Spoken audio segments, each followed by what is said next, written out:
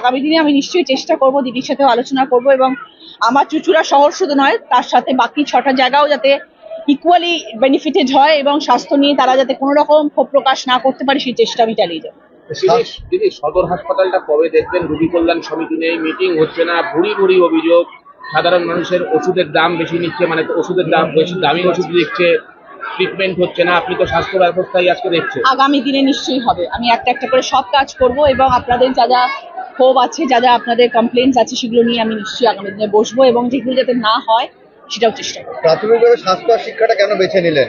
সেটাই মানুষের সব থেকে বেশি প্রয়োজন। শরীর ঠিক থাকলে জীবনে লড়াই করার যোগ্যতা পাবে, আর শিক্ষা থাকলে জীবনে বড় হতে পারবে। এই দুটো ছাড়া আর জীবনে কি দরকার বলো তো? শিক্ষার তো বর্তমান অবস্থা খুব খারাপ। 31শে ডিসেম্বর পর্যন্ত মাননীয় মুখ্যমন্ত্রী সময় একটা দিয়েছে। দিদি তো লড়াই করছেন, আমাদের দিদি যেখানে আছেন তিনি আমাদের ভরসা আশা, উনি যখন আছেন সবকিছু ঠিক থাকবে, অনেকে স্কুল যাচ্ছেন না, কি বলবেন তাদের উদ্দেশ্যে? ঠিক হয়ে যাবে।